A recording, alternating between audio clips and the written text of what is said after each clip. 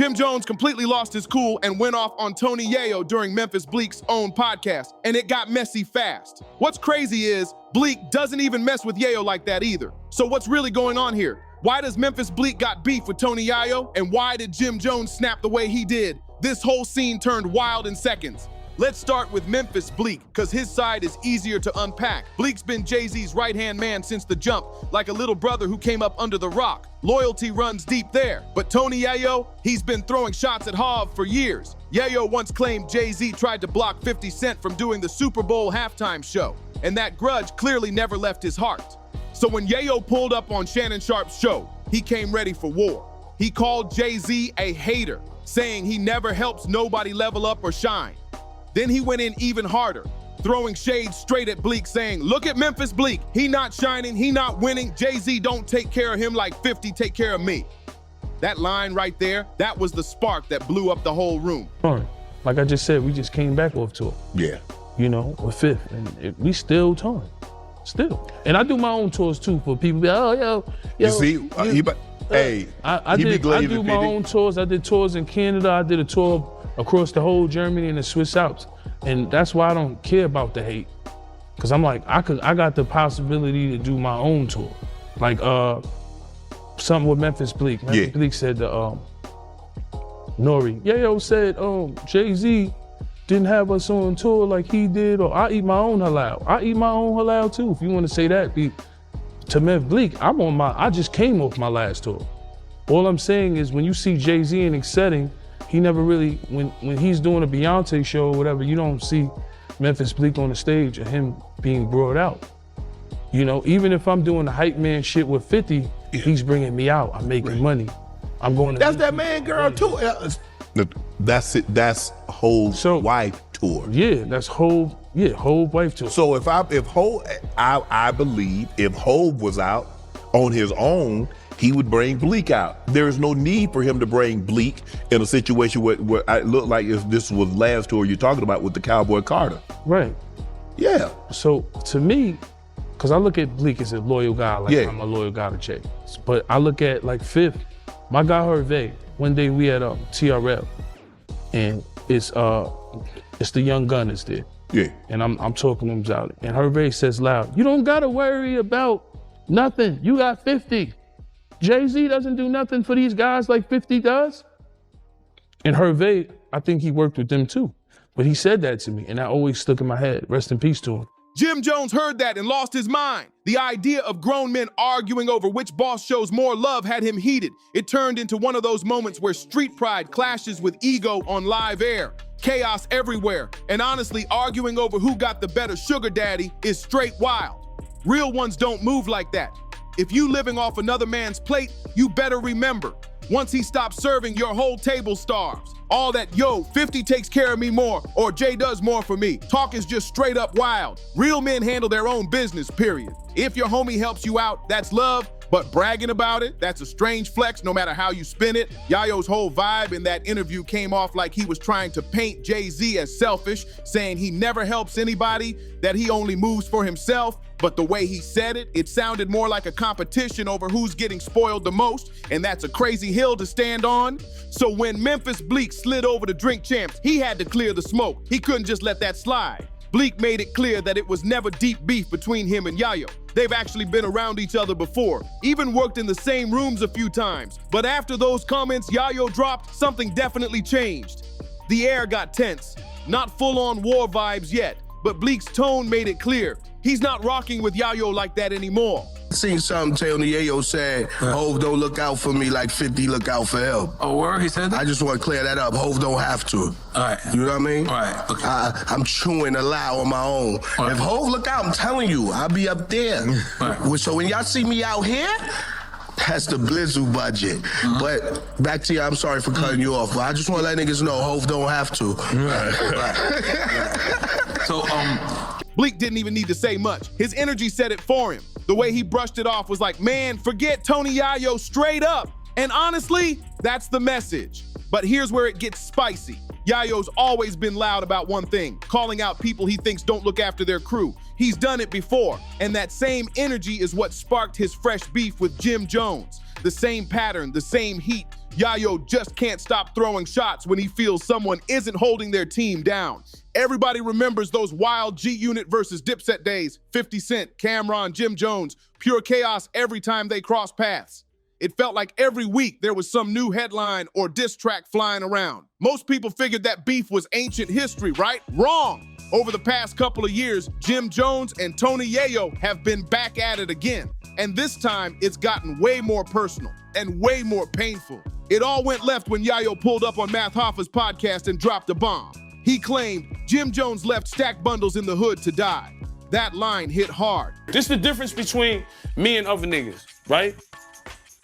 Stack Bundles, one of my favorite rappers in the world. Rest in peace. Rest in peace. Right? Riot Squad. Rest in peace. Far Rock. You Yep. understand? Jim Jones, he had Stack Bundles, he had Max B. I looked at it like, great. You know, Stack Bundles, we had a portion, was still in the hood. No disrespect to Jim Jones. Fifth had me in Battery Park. I could walk out that barefoot. Get the See, socks. that's when a nigga love you, nigga. You can get the socks, nigga. Sneakers Dior, nigga. But I'm walking out there barefoot. That's when you know a nigga love you, boy. Because he making sure you don't get your shit split. Because you go back to 134, anywhere, Baisley, right, Brooklyn, shit get split.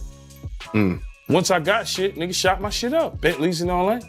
Y'all can get that sneaker, just toss that over there. My shit's official. You know what I'm saying? Yo, look, but nigga put me in position. Rest in peace of Stack, but Stack got killed in the project with a Porsche. Yeah. Nigga, come on, nigga, I'm from the hood, nigga.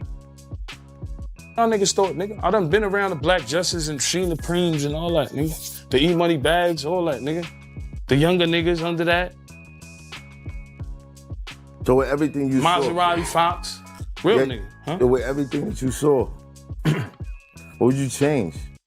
I just pray to God every time I leave the house. But what would you change? Change what? Pass the cup. I heard you talk about all the shit you went through, all the shit niggas is still going through.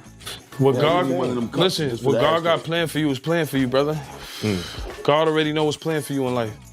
God planned for you to come here and spaz on y'all niggas tonight. I spaz? I'm just saying, it was a plan. I do be on some Hollywood shit in Europe. I gotta stop. Yeah. Something like, yo, stop talking about Europe. I don't, like, when you come here, you're not doing Don't treat niggas. Vlad like that, bro. See how niggas is? See how No, I niggas had is, nothing to do bro? with Vlad. He ain't treat Vlad do like with Europe. this. He I ain't treat do Vlad things like you have to this, do with my Europe. nigga. When you go According to Yayo, Jim didn't take care of Stack like he should have, and that supposed neglect played a part in what went down. That's a huge accusation to throw at someone, especially when the streets still feel that loss heavy to this day.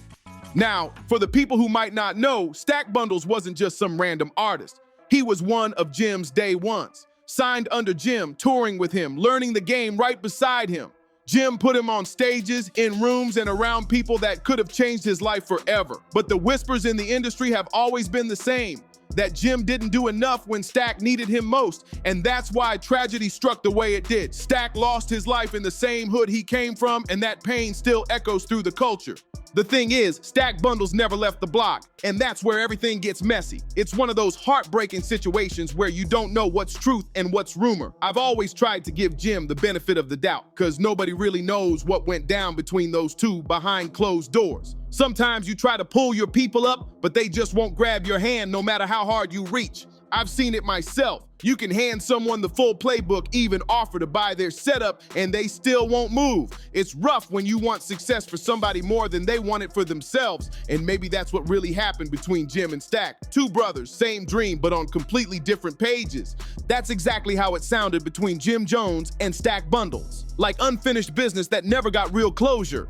People online started dragging Jim hard, saying he took Stack's whole wave, his swag, his flow, even the way he dressed and carried himself. They accused Jim of running off with Stack's entire style and leaving the man behind in the trenches. And the wildest part? Stack Bundles really was that dude. If life hadn't ended so soon for him, he probably would have been sitting front row at Paris Fashion Week, right next to ASAP Rocky, iced out and unbothered.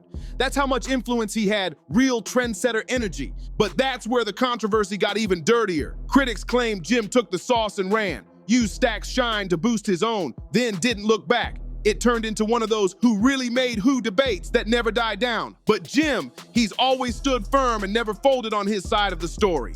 He said over and over again that he did try to pull Stack out the hood, gave him money, put him on tours, opened doors. According to Jim, Stack just didn't want to leave the streets, and that's what broke his heart the most. Jim said straight up, he never abandoned Stack. He just couldn't force him to walk away from the life he knew. Whether people believe it or not, that's the truth Jim stands on. During that interview, you could see the pain all over his face. He got emotional and started snapping at anyone who even mentioned Stack Bundles' name. You could feel that wound hadn't healed one bit.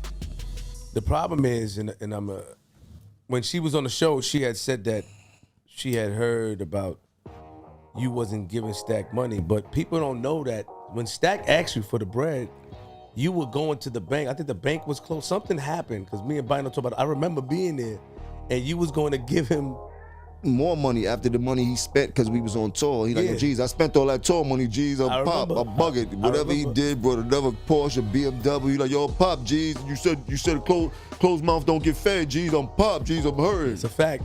And when I told him, I said, yo, go get 25 grand from the bank tomorrow. He like, oh, yo, what's up with that Wrangler truck? I'm like, I left that shit in Brooklyn. I don't even want that shit. I don't even know what block it's on. Matter of fact, it's by the car shop where I got the Maserati from. He like, you let me get that, geez. I'm like, go take it. You probably got to get a new key. He like, oh, I'm going to go get that tomorrow, geez. You different, geez. And we all know the rest of the story. Why do you think that people have this misconception of what happened? Why do you think even her? Why do you think that? Where did that come from? Nobody likes to hear the truth. Because we were there. Bino get mad all the time, and he gets offended. And he was one of the people that called me. He was like, "That's not true." They think that what they think is that Stack asked you. That he told you he wanted to leave. They said that Stack told you he wanted to leave. He wanted to move, and you didn't move him out. But that's not true. You want to hear that story? All right, for Stacks and them, I was about to buy Stacks, the kid Max and Melly, a whole brownstone in New Jersey. None of them wanted to leave the hood.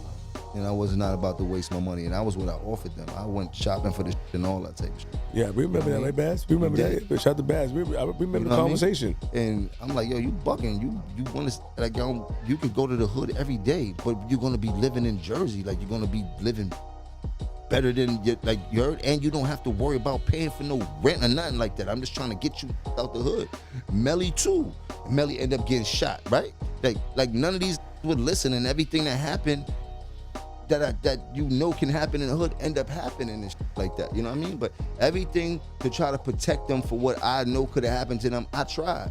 You heard? From getting all them cars to getting all these, everything. You can imagine everything. Private jets, Miami, hundreds of thousands in one weekend, 2 tour buses at Atlanta. Like, cannot front on how I had my boys moving. And I'm only talking about this because you was there, and you and Stacks were best friends. Were Bino, couple others and shit like that. Other than I don't even talk to people about Stacks and what went on, but we was setting it out. It was not on our level when we was moving in no way, shape or form. At that point, Tony Yayo hadn't even spoken his part yet, but it's easy to see why Jim's temper was flaring. Stack wasn't just another artist to him, that was family. So when someone like Yayo brought Stack's name into the conversation, it cut deep. I can't say what's 100% fact, whether it's about that $25,000 story, the GWA talk, or any of the rumors, but one thing's for sure. Jim Jones feels everything tied to Stack Bundles deep, so when Yayo finally spoke on it, Jim took it as pure disrespect.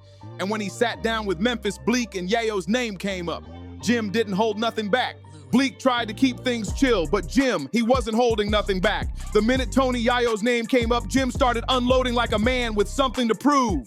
He made it crystal clear. He's not starving. His people not starving. And this whole back and forth about who's got the better sugar daddy is straight up nonsense. Well, a lot of, we from the hood, so people look at Bleek and don't understand the business he's doing. They always look at Jay like, oh, yeah. That's why you got like Yayo talking about, Jay don't take care of. I don't need Jay to go on tour. Yo, smoke hard coke, yo. Yo, chill. You look like you need to be taken care of. You look like you need to go to the dentist. You need to look like you need to brush your teeth. You look like you need hygiene.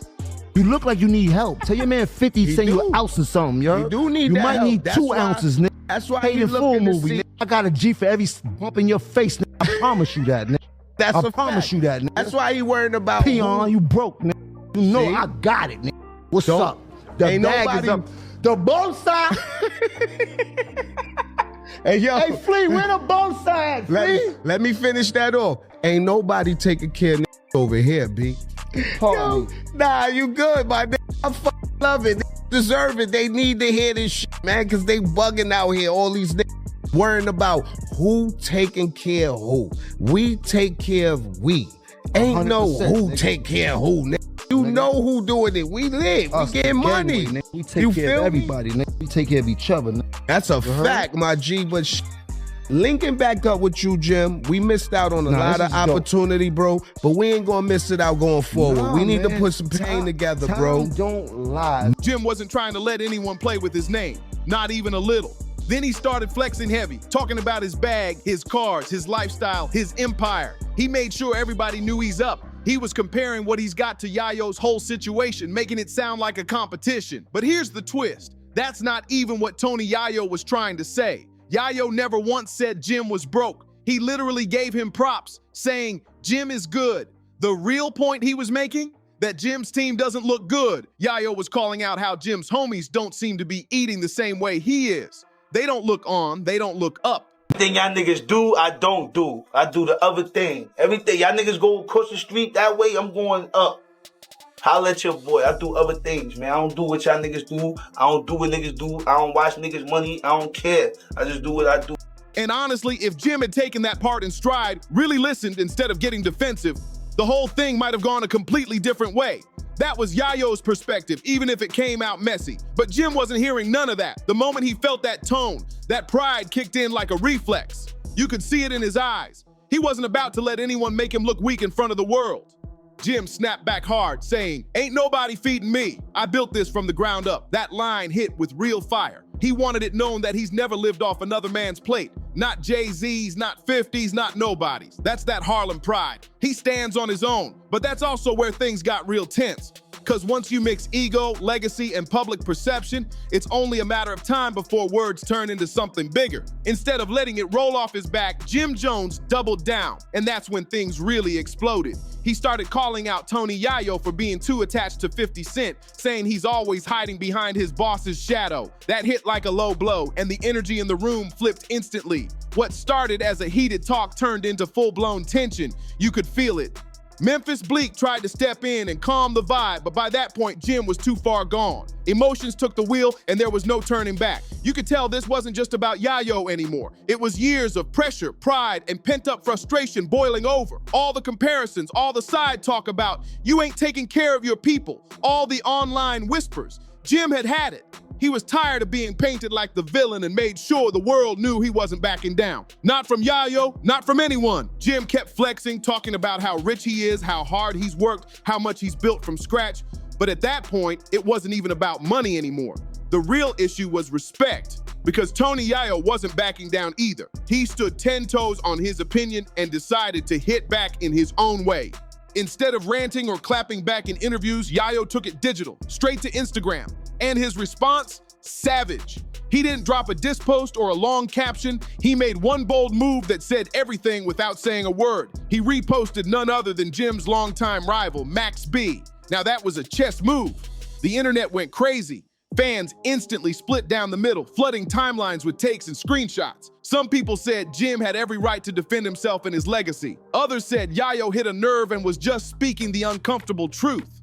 Either way, it turned into one of the biggest online debates of the week. Harlem versus G-Unit all over again. And now everyone's asking the same question, whose side are you on? Team Jim Jones or Team Tony Yayo?